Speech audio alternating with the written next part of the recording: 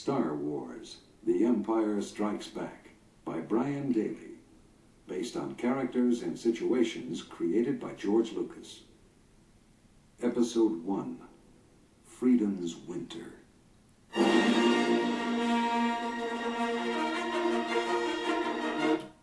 Woo! Okay, a little loud.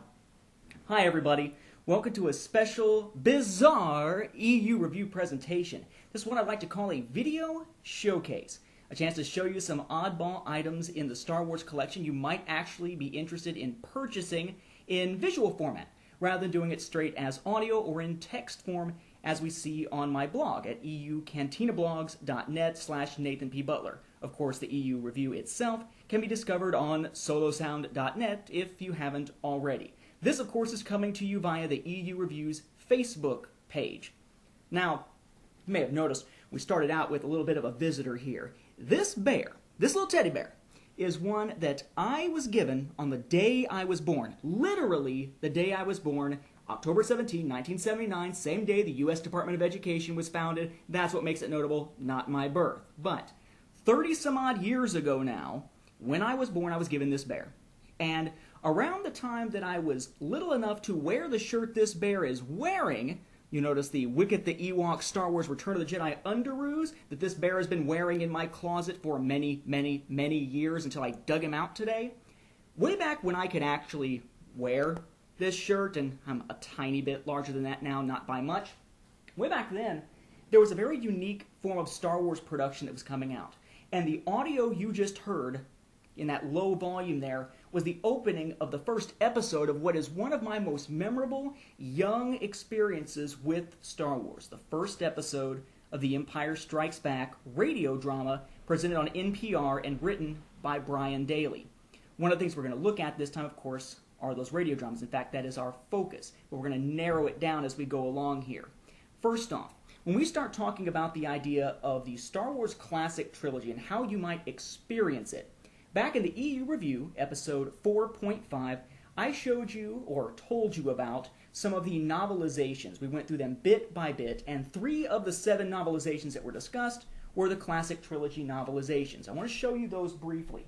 If you are someone who collects things in omnibus form, then maybe the one that you've got sitting around is this one. This is how a lot of people of my generation experienced the Star Wars novels. They were a little young when the first ones came out, so they didn't buy them as novels individually, but when eventually Del Rey produced the first omnibus edition of them, they picked this one up. This is, of course, my copy that, if you've looked on the blog, is signed here by Alan Dean Foster, if I can get it to show up correctly there for you. So maybe one of the ways you experience a classic trilogy is like this, in omnibus form. Maybe you picked up the individual books, and I wanted to point out what I pointed out on that episode, except do it visually this time very quickly.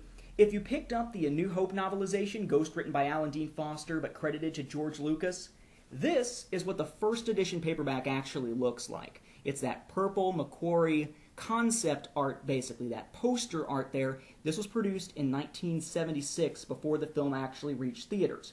If you're looking for the first edition hardback, your best bet is to go for the Book Club edition because it was released at first in paperback form, and that Book Club edition is going to look like this. Hopefully not nearly as beat up as my copy is, but it's going to look like this. This is my copy signed by Anthony Forrest, who played Fixer, and the unnamed sand trooper who says, move along after being mind-tricked.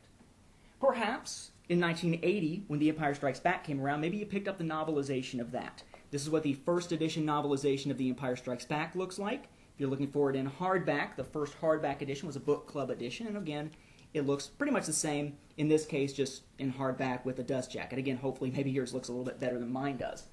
Same thing happened in 1983. If you were to pick up Return of the Jedi, you would have picked up the Return of the Jedi paperback if you were looking for it in first printing again, or first release format again. Has some nifty little pictures and such inside it. Or you could have picked up the Book Club edition, which was the first time it appeared in hardback. Same general cover, again, Sci-Fi Book Club edition. We talked about those back in episode 4.5, and one of the things that you're going to hear or have heard recently as of the time that this is being released on the EU Review would have been the EU Review, The Obscure Side, number 4. Number 4 is all about the Marvel oddball reprints, including, most specifically, the a long time ago omnibus, trade paperback, and prestige format editions. However, mentioned in there is also a quick listing of the different Marvel printings of comic adaptations of the film. So maybe one of the ways you've experienced the classic trilogy is with comic books.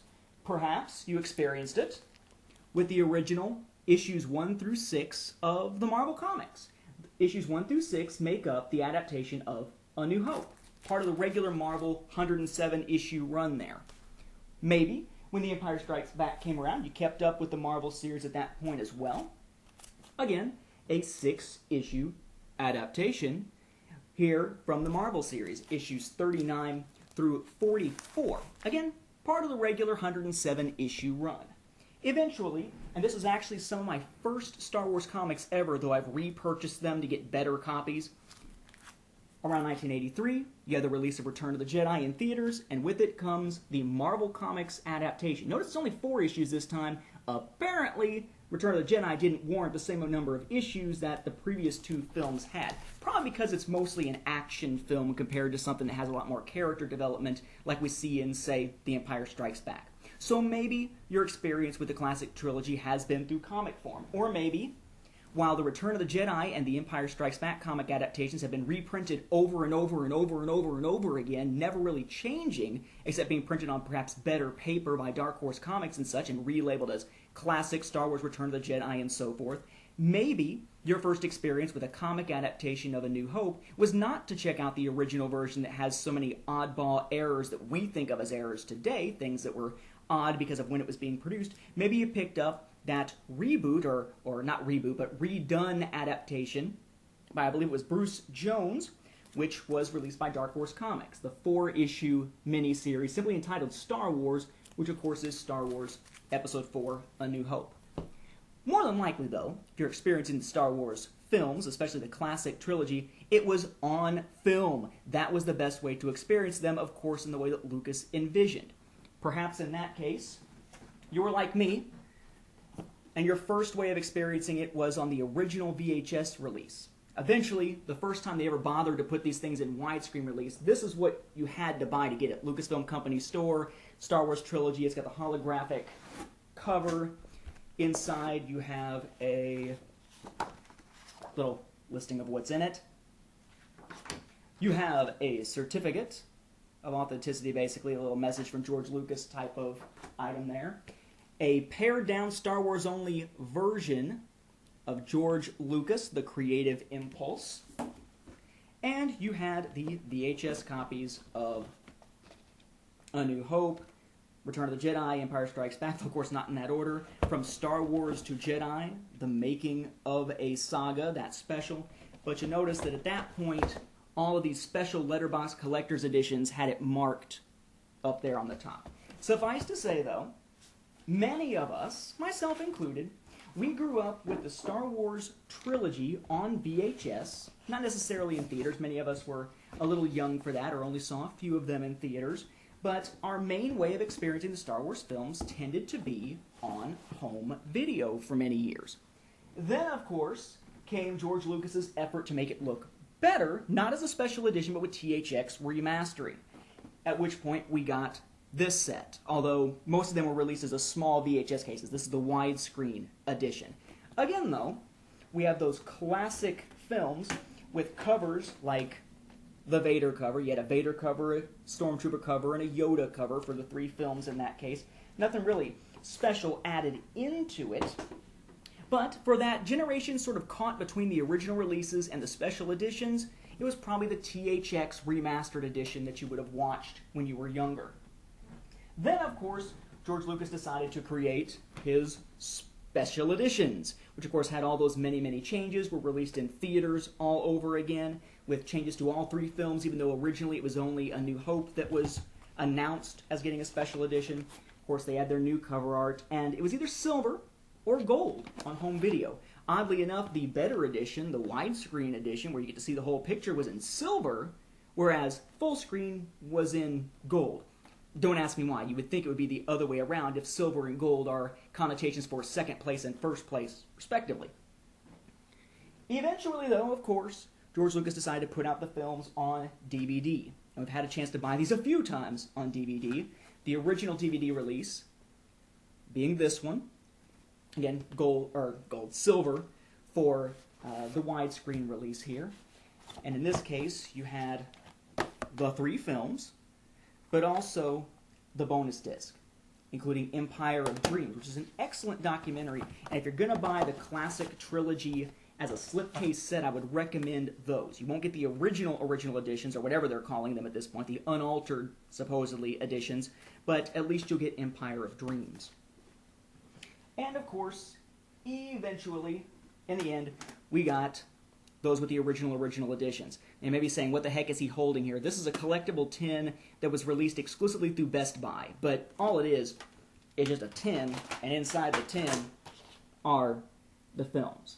Okay, this was back when they released the 2-disc sets, where you would have the DVD edition of the film that usually had some corrections from even the special edition, and the so-called original unaltered edition of each film. But of course, remember, those unaltered editions, even if they're calling them original editions, are for the most part remastered, or mastered from, I guess is the way to phrase it. They're mastered from the letterboxed, see, I'm getting tongue-tied, the letterboxed special or collector's edition laser discs. So they're not really based off the film print. I mean, they're as close as you can get to. It's as close as we're ever probably going to see, but not exactly what it's made out to be in some respects. So, more than likely, okay, you experience Star Wars through one of those 3 predominant ways.